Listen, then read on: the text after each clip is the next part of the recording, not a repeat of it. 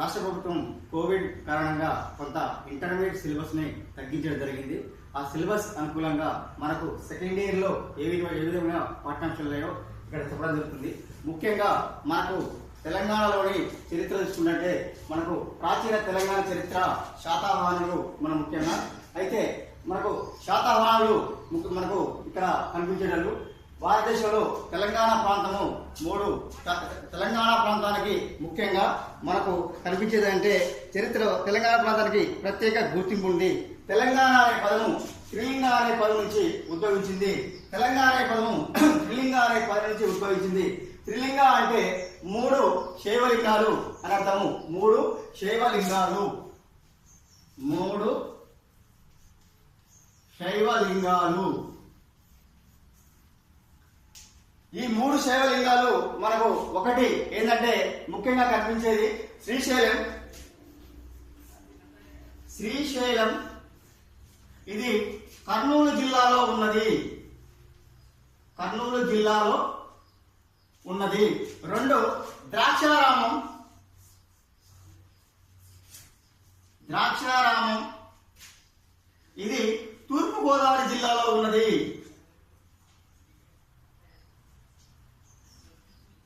3వది కాళేశ్వరం. కాళేశ్వరం ఇది వచ్చేసి కరీంనగర్ జిల్లాలో ఉన్నది.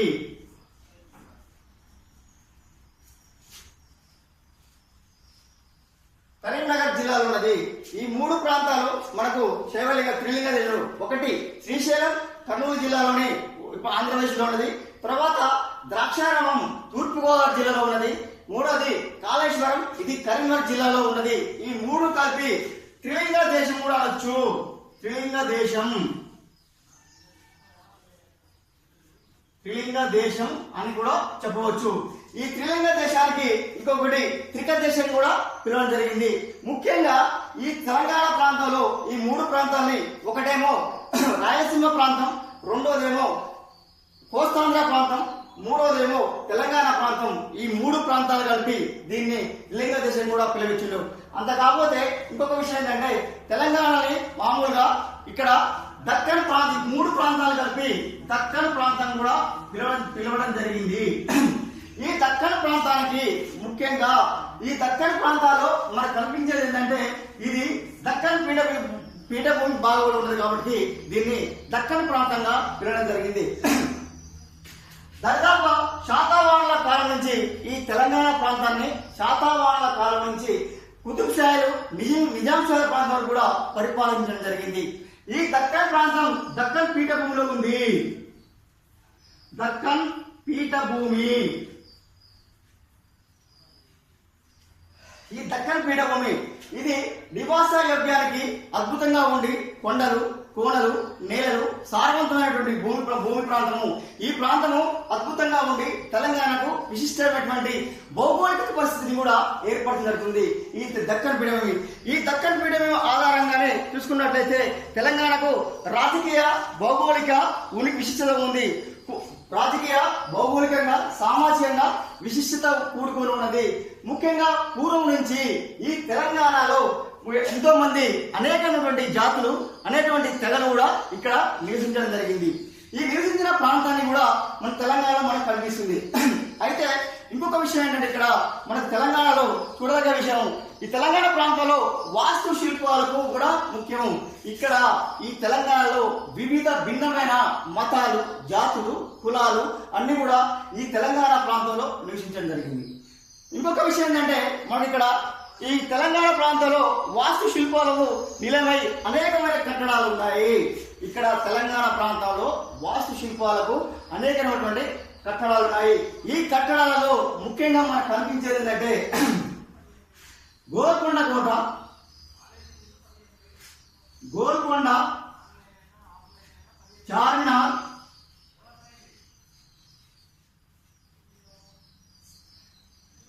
ఇవి గోల్కొండ కోట, చార్మినార్. తర్వాత మనకు కనిపించేది భువనగిరి, దేవరకొండ, ఎలగందుల, ఎలగందుల ఇవి ముఖ్యంగా కట్టడాలు చెప్పవచ్చు. ఒకటి మనకు తెలంగాణలో విశిష్ట ప్రాంతానికి సంబంధించింది కోటలలో ముఖ్యంగా వాస్తు శిల్పానికి నైపుణ్యత ప్రాంతాలు గోల్కొండ కోట, చార్మినార్, భువనగిరి, దేవరకొండ, ఎలగందుల. ఈ ఎలగందుల అనేది కరీంనగర్ జిల్లాలో ఉన్నది. కరీంనగర్ జిల్లాలో ఉన్నది. కరీంనగర్ జిల్లాలో ఉన్నది ఈ ఎలగందుల. ఇవి మనకు ఏంటంటే సాంస్కృతికంగా ఈ తెలంగాణలో కట్టడాలుగా చెప్పుకోవచ్చు. ఈ చెప్పుకున్న తర్వాత ముఖ్యంగా ఇంకొకటి తెలంగాణలో మనకు మత సామరస్యాన్ని కూడా వివిధ మతానికి కూడా సంబంధించినటువంటి చారిత్రక ఆధారాలు కూడా మనకు కనిపిస్తాయి. దీంట్లో ముఖ్యంగా తెలంగాణలో మనకు బౌద్ధ మతానికి కూడా ఉన్నాయి. బౌద్ధ మతం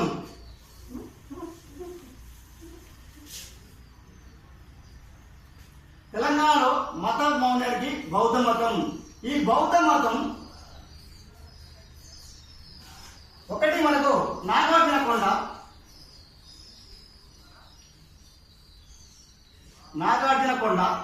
తర్వాత వచ్చేసి నేలకొండపల్లి,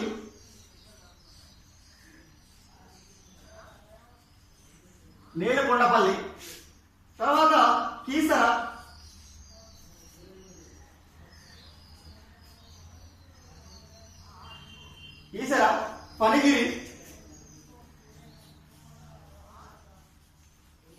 పనిగిరి, ఇవి బౌద్ధ మతానికి సంబంధించిన ఆనవాళ్ళు. తెలంగాణలో బౌద్ధ మతానికి సంబంధించిన ఆనవాళ్ళు ఇక్కడ మనకు కనిపిస్తున్నాయి. నాగార్జునకొండ నల్గొండ జిల్లా, నేలకొండపల్లి ఖమ్మం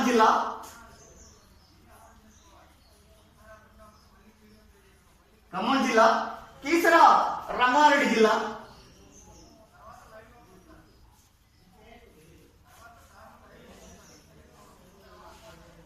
పనిగిరి ఇది ప్రస్తుతం ఉప్పటి నల్లగొండ నుంచి సూర్యాపేటకి వెళ్ళిపోయింది అన్నమాట. సూర్యాపేట ఇది ఇక్కడ. బౌద్ధ మతానికి తెలంగాణలో ఆదరణ ఉన్నట్లు మనకు సమాచారం ఉంది. ఒకటి నాగార్జునకొండ, నేలకొండపల్లి, కీసర, పనిగిరి ఇవి ముఖ్యంగా మనకు కనిపించేటువంటి ఈ బౌద్ధ మతానికి. అదే విధంగా తీసుకున్నట్లయితే మనకు జైన మతానికి కూడా సంబంధించి మనకి ఇక్కడ కనిపిస్తుంది.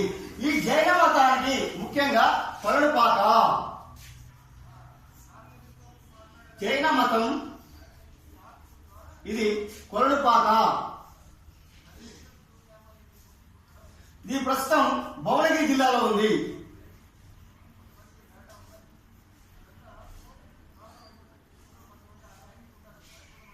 ఇది జైన మతం. తెలంగాణలో కూడా జైన మతం అనవాలన్నట్లు మనకు సమాచారం ఉంది. దీంట్లో ముఖ్యంగా కొలనుపాక ఇది భువనగిరి జిల్లాలో ఉంది. తర్వాత వచ్చేసి ఇక తెలంగాణలో హిందూ మతాన్ని కూడా విశిష్ట ప్రాంతం కలిగి ఉంది. ముఖ్యంగా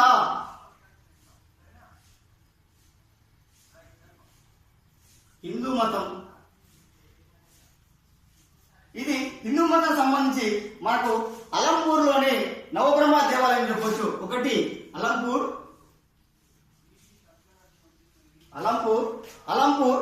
తర్వాత వచ్చేసి మనకు ఇంకొకటి చెప్పదగ్గది వేములవాడ, అలంపూర్, వేములవాడ, బెజ్జంకి ఇవి హిందూ మత దేవాలయాలు కూడా ముఖ్యంగా మనం చెప్పొచ్చు. తెలంగాణలో అలంపూర్ లో నవబ్రహ్మ దేవాలయాలు ముఖ్యంగా ఉన్నాయి. దీంట్లో నవబ్రహ్మ దేవాలయాలు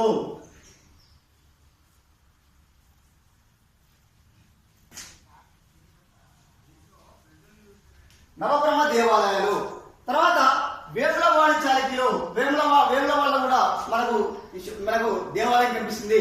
బెజ్జంకి, ఈ బెజ్జంకి కరీంనగర్ జిల్లాలో ఉంది.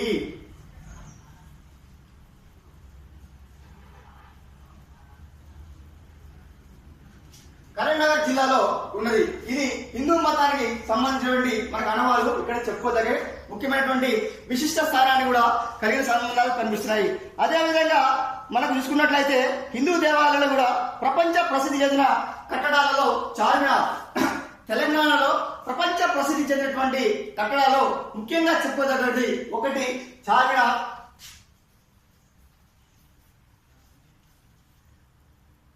గోల్కొండ కోట,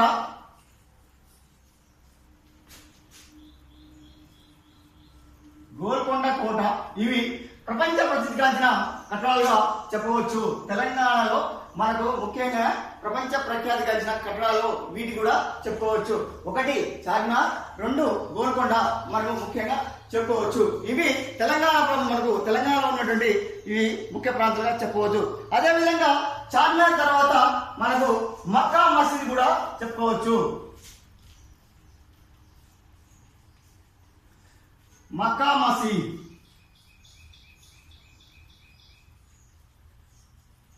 ఇది కుతుబ్ షాహీ కాలంలో కూడా దీన్ని నిర్మించడం జరిగింది. ముఖ్యంగా మక్కా మసీద్ ఇవి తెలంగాణలో చారిత్రక ఆధారాలుగా గొప్ప గొప్ప కట్టడాలుగా మనకు ఇక్కడ చెప్పుకోవచ్చు. ఒకటి చార్మినార్, గోల్కొండ, మక్కా మసీద్ ఇవి చెప్పడం జరిగింది. తర్వాత వచ్చేసి మనకు తెలంగాణలో చారిత్రక ఆధారాలు, స్థావరాలు ముఖ్యంగా మనకు కనిపిస్తున్నాయి. అదేవిధంగా చూసినట్లయితే తెలంగాణలో భౌగోళిక పరిస్థితులు, ఈ తెలంగాణలో భౌగోళిక పరిస్థితులు ముఖ్యంగా చెప్పుకోదగ్గ విషయం అంటే భారత ద్వీపకల్పంలో తెలంగాణ ప్రాంతం ముఖ్యంగా 17.36 డిగ్రీల ఉత్తర అక్షాంశాల నుంచి 78.47 డిగ్రీల తూర్పు రేఖాంశాల మధ్య విస్తరించి ఉంది తెలంగాణ. అదేవిధంగా ఇక్కడ 17.36 డిగ్రీల ఉత్తర అక్షాంశాల నుంచి 78.47 తూర్పు రేఖాంశాల మధ్య విస్తరించి ఉంది తెలంగాణ ప్రాంతం. భారత ద్వీపకల్పంలో తెలంగాణ ప్రాంతం విస్తరించి ఉంది. ఉత్తరాన గోదావరి ప్రాణహిత,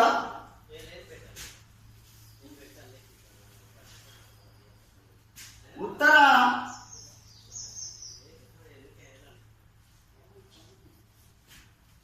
గోదావరి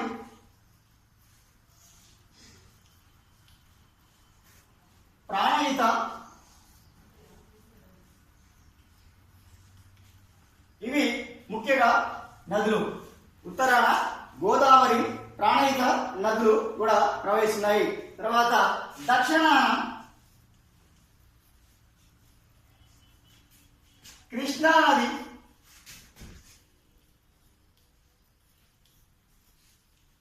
తుంగభద్రా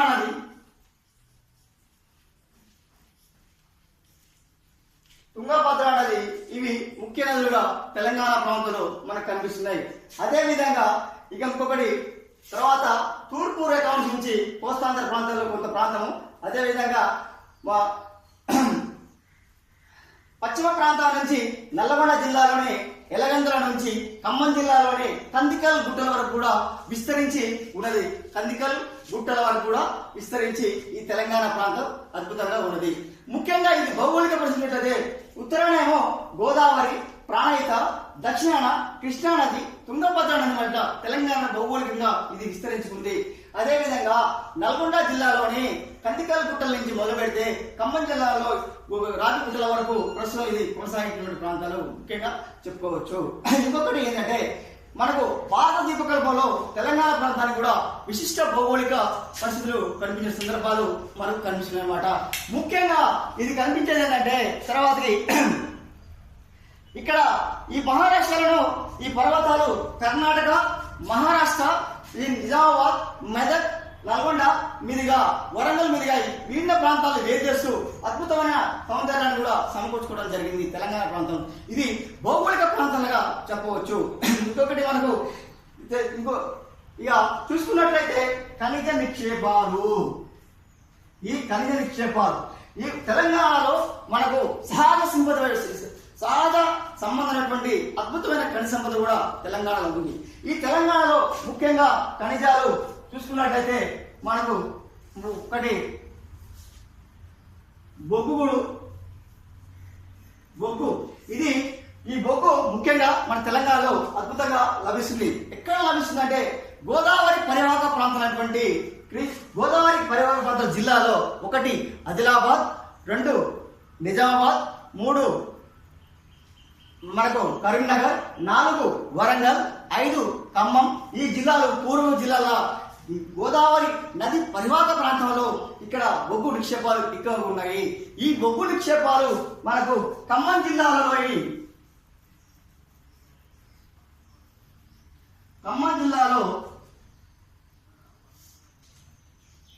కొత్తగూడెం ధర్మవరం, కొత్తగూడెం, పాల్వంచ,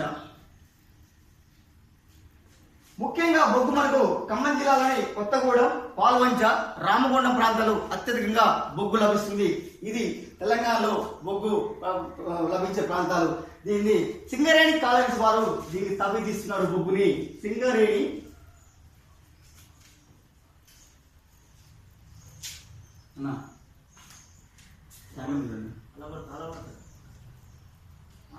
సింగరేణి కాలనీస్ వారు దీన్ని బొగ్గును తవ్వి తీయడం జరుగుతుంది. సింగరేణి కాలనీస్ వారు ఇక్కడ ముఖ్యంగా మనకు బొగ్గు లభించే ప్రాంత ఖనిజ నిక్షేపాల్లో ఖమ్మం జిల్లాలోని కొత్తగూడెం, పాలంచు ప్రాంతాలు కాకుండా ముఖ్యంగా గోదావరి నది పరివాహక ప్రాంతాల్లో ఎక్కువగా మనకు ఇక్కడ లభిస్తుంది అనమాట. ఆ తర్వాత ఇంకొచ్చేసి మనకు మహబూబ్నగర్లోని కొల్లాపూర్ ప్రాంతంలో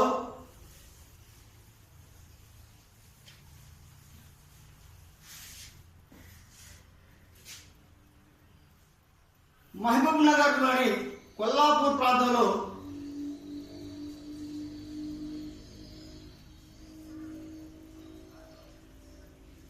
రాతినార ఎక్కువగా లభిస్తుంది. రాతినార ఇక్కడ కొల్లాపూర్ మహబూబ్నగర్ జిల్లాలోని కొల్లాపూర్ ప్రాంతంలో రాతినార, దీన్నే అస్బెస్టాస్ అని కూడా చెప్పవచ్చు. ఈ ప్రాంతాల్లో ఎక్కువగా లభిస్తుంది అన్నమాట. ముఖ్యంగా మనకు ఇక్కడ కనిపించేది ఏంటంటే ఈ ప్రాంతాల్లో రాతినారతో పాటు అద్భుతంగా అస్బెస్టాస్ కూడా ఇక్కడ ఉపయోగపడుతుంది. ఇక్కడ చూసినట్లయితే బైరటిస్ నిక్షేపాలు, అదేవిధంగా బైరటిస్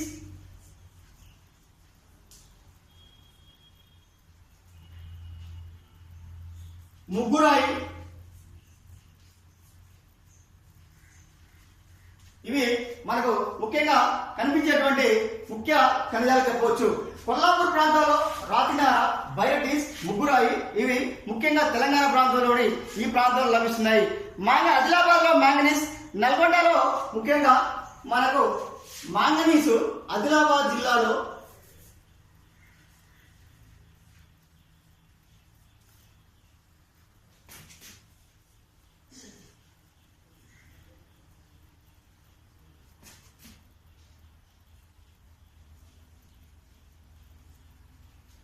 మాంగనీస్ ఆదిలాబాద్ జిల్లాలో అత్యధికంగా లభిస్తుంది. అదే విధంగా చూసుకున్నట్లయితే మనకు ఇంకా నల్గొండ జిల్లాలోని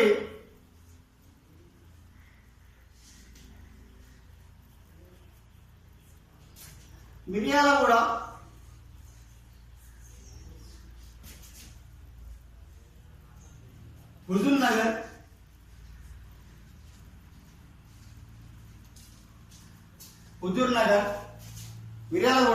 హుజూర్ నగర్, మిర్యాలగూడ, హుజూర్ నగర్ ప్రాంతాలలో సిమెంట్ అధికంగా లభిస్తుంది. ఈ సిమెంట్ ఇక్కడ ఈ హుజూర్ నగర్ ప్రాంతాల్లో కృష్ణానది పరివాహక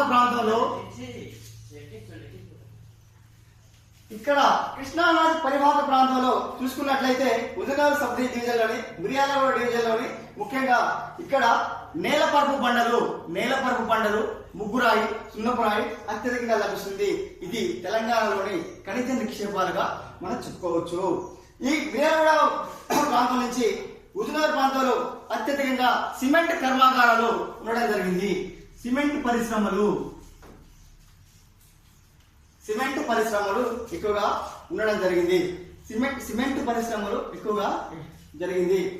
ఇక్కడ మనకు ఫ్యాక్టరీలు అయితే తర్వాత వచ్చేసి మనకు ముఖ్యంగా కనిపించేది మన తర్వాత తెలంగాణలోని వాతావరణం.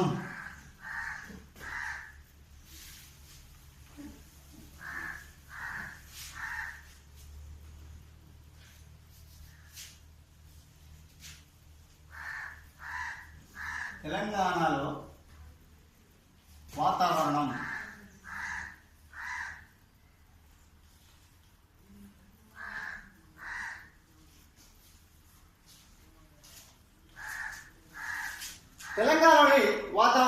ఇది తెలంగాణ ప్రాంతంలో సమశీతోష్ణ ఉష్ణమండల ప్రాంతంగా ఇక్కడ మనకు ఉంటుంది.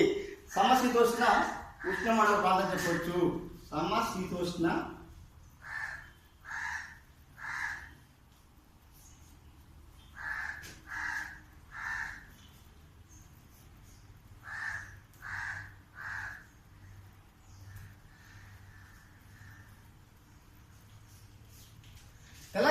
వాతావరణం చూసుకున్నట్లయితే తెలంగాణలోని వాతావరణం చూసుకున్నట్లయితే సమశీతోష్ణ ఉష్ణమండలంగా చెప్పవచ్చు. ఇక్కడ వేడి అటు చలి అటు వేడి ప్రాంతం కూడా ఉండడం జరుగుతుంది. ముఖ్యంగా మనకు వేసవి కాలం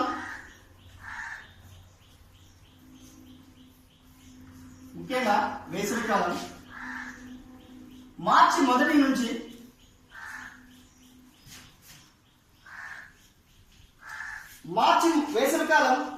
మొదటి వారం నుంచి మే చివరి వారం వరకు విపరీతమైన ఎండలు ఉండడం జరుగుతుంది తెలంగాణ ప్రాంతంలో, ముఖ్యంగా తెలంగాణ ప్రాంతంలో. అయితే ఇక్కడ మనకు కనిపించేది ఇక్కడ ముఖ్యంగా ఈ మార్చి మొదటి వారం నుంచి మే మధ్య కాలంలో విపరీతమైనటువంటి 42 డిగ్రీ నుంచి 48 డిగ్రీస్ వరకు ఉష్ణోగ్రత నమోదవుతుంది. 42 డిగ్రీల నుంచి 48 డిగ్రీల వరకు విపరీతమైనటువంటి వేడి తెలంగాణ ప్రాంతంలో ముఖ్యంగా కనిపిస్తుంది. మే మధ్య నాటికి ఎండలు బాగా ఉండి దరిదాపుగా బయటికి వెళ్ళలేని పరిస్థితి తెలంగాణలో కనిపిస్తుంది. విపరీతమైన ఎండలు, ఈ ఎండల వారిని కూడా వడదెబ్బ గురే అవకాశం ఉంది. ముఖ్యంగా ఇది రామగుండంలో అత్యధిక ఉష్ణోగ్రత నమోదవుతుంది. రామగుండంలో, ఇది కరీంనగర్ జిల్లాలోని ముఖ్యంగా రామగుండంలో అత్యధిక పగటి ఉష్ణోగ్రత దరిదాపుగా 46 డిగ్రీల వరకు నమోదయ్యే అవకాశం ఉంది. 46 డిగ్రీల వరకు నమోదయ్యే అవకాశం ఉంది. ముఖ్యంగా ఇది వేసవికాలం. మార్చి నాటికి ముఖ్యంగా ఎండలు స్టార్ట్ అయ్యి మే చివరి వరకు ఇక్కడ ఎండలు బాగా ఉంటుంది. 42 డిగ్రీల నుంచి 48 డిగ్రీల వరకు అత్యధిక పగటి ఉష్ణోగ్రత నమోదయ్యే అవకాశం ఉంది. ఇక్కడ ఈ పగటి ఉష్ణోగ్రత నమోదయ్యే ప్రాంతం ముఖ్యంగా రామగుండంలోని, కరీంనగర్ జిల్లాలోని రామగుండం ప్రాంతంలో ఇక్కడ నమోదవుతుంది. తర్వాత వచ్చేసి మనకు వర్షాకాలం.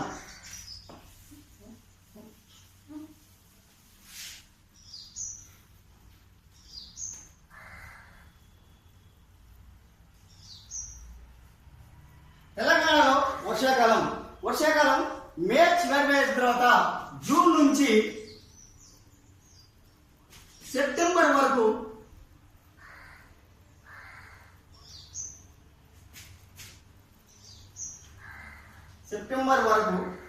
దీనికి నైరుతి ఋతుపవనాలు వస్తున్నవి.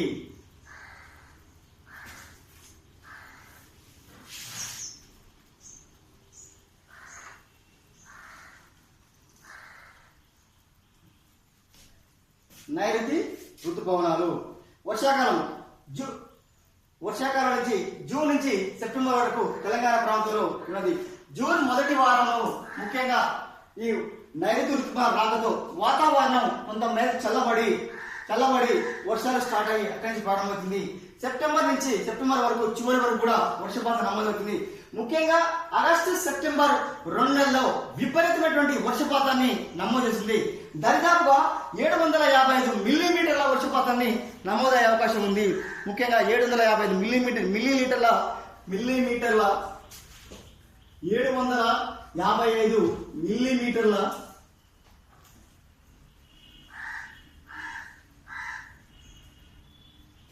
వర్షపాతం నమోదవుతుంది.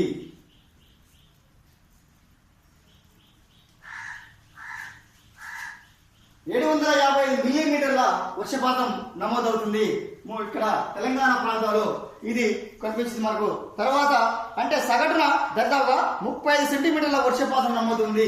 సగటున 35 సెంటీమీటర్లు చెప్పవచ్చు సగటున. ఇది తెలంగాణ ప్రాంతాల్లో వర్షాకాలం. జూన్ మొదటి నాటికి మొదలుపెట్టుకొని సెప్టెంబర్ చివరి వరకు నైరుతి ఋతుపవనం వల్ల ఎక్కువగా వర్షం పడుతుంది. దీంతో ఖరీఫ్ స్టార్ట్ అయ్యి తెలంగాణలో వ్యవసాయం కూడా స్టార్ట్ అవుతుంది. ఇక్కడి నుంచి మనకు దాదాపుగా 750 మిల్లీమీటర్ల వర్షపాతం లేదా 30 సెంటీమీటర్లుగా నమోదు చేయాలి. ఇంకొకటి వర్షాకాలం తర్వాత మనకు వచ్చేసి శీతాకాలం.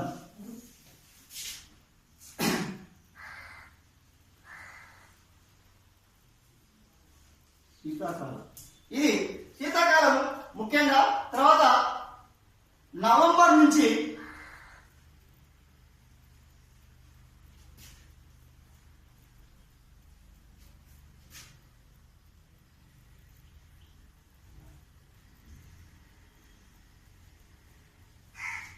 నవంబర్ నుంచి ఫిబ్రవరి వరకు ఇక్కడ శీతాకాలం తెలంగాణ ప్రాంతాల్లో నమోదు స్టార్ట్ అవుతుంది. నవంబర్ మొదటి వారం నుంచి ఫిబ్రవరి చివరి వరకు క్రమంగా నవంబర్ నుంచి డిసెంబర్, జనవరి, ఫిబ్రవరి, డిసెంబర్ నుండి జనవరి మధ్య విపరీతమైన చలి ఎక్కువగా ఉంటుంది. జనవరిలో 10 డిగ్రీల సెంటీగ్రేడ్ వరకు నమోదయ్యే అవకాశం ఉంది చలికాలం. తర్వాత అత్యధికంగా చలి ఉండే ప్రాంతాల్లో ఒకటి ఆదిలాబాద్ జిల్లాలో దాదాపు చలి ఎక్కువగా ఉంటుంది.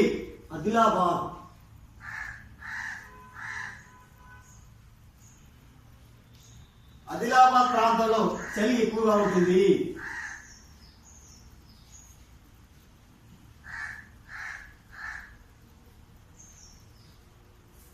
చలి ఎక్కువగా ఉంటుంది. ఇది ముఖ్యంగా మనకు శీతాకాలం చూసుకున్నట్లయితే నవంబర్ మొదటి వారం నుంచి ఫిబ్రవరి వరకు విపరీతమైన చలి స్టార్ట్ అవుతుంది. జనవరిలో అత్యధికంగా తెలంగాణలో శీతాకాలం ఎక్కువగా ఉంటుంది. ఆదిలాబాద్లో చలి ఎక్కువగా ఉంటుంది. పగటి రాత్రి ఉష్ణోగ్రతలు పడిపోవడం జరుగుతుంది. ముఖ్యంగా ఇవి తెలంగాణలోని వాతావరణం. ఇది ముఖ్యంగా సమశీతోష్ణ ఉష్ణమండల ప్రాంతాల్లో ఉంటుంది. ఇక్కడ వేసవికాలం మార్చి నుంచి మే వరకు కొనసాగుతుంది. తర్వాత మే చివరి వారం స్టార్ట్ అయ్యి వర్షాకాలం జూన్ మొదటి వారం నుంచి సెప్టెంబర్ వరకు నైరుతి ఋతుపవనాలతో ఆగమనంతో ఇక్కడ మొదలవుతుంది. శీతాకాలం నవంబర్ నుండి ఫిబ్రవరి వరకు కూడా ఇక్కడ కొనసాగుతుంది. జనవరిలో అత్యధికంగా ఉష్ణోగ్రతలు ఉంటాయి. ఆదిలాబాద్ జిల్లాలో చలి ఎక్కువగా ఉండి రాత్రి ఉష్ణోగ్రత పడిపోయి తీవ్రమైనటువంటి చలి ఉండి ఎక్కువగా ఇబ్బందికరమైనటువంటి వాతావరణాన్ని సృష్టిస్తుంది. ఇక ఇంకొకటి తెలంగాణలోని నదులు.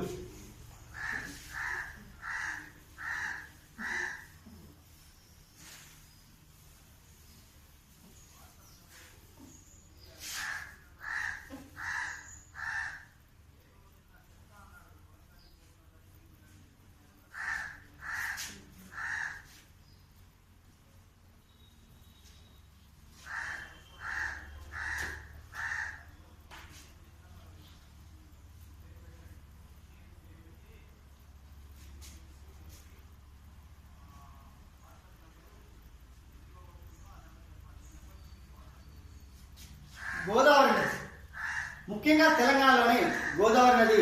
ఇది గోదావరి నది మహారాష్ట్రలోని నాసికా త్రయంబకం వద్ద జన్మిస్తుంది. నాసికా త్రయంబకం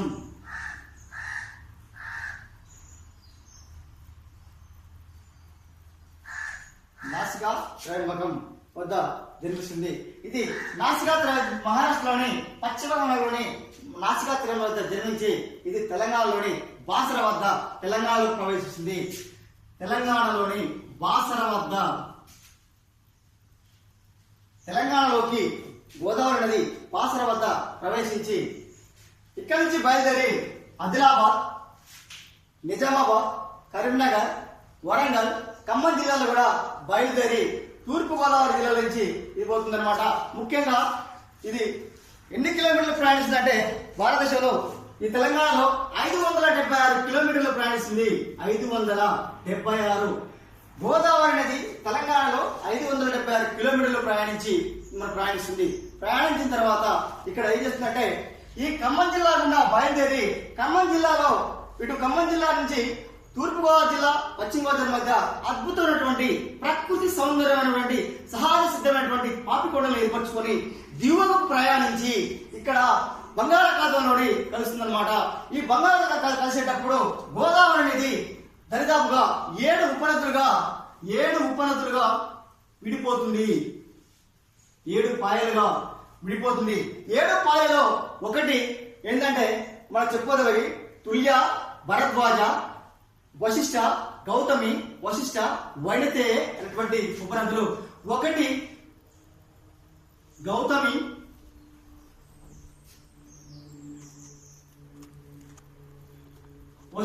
వశిష్ఠ, వైనతే, తుల్య, భరద్వాజ అనేటువంటి పాయలుగా విడిపోయి బంగాళాఖాతంలో ఇది కలుస్తుందన్నమాట. తెలంగాణలోని ముఖ్యమైనటువంటి అతిపెద్ద జీవనదుల్లో గోదావరి నదిగా చెప్పవచ్చు.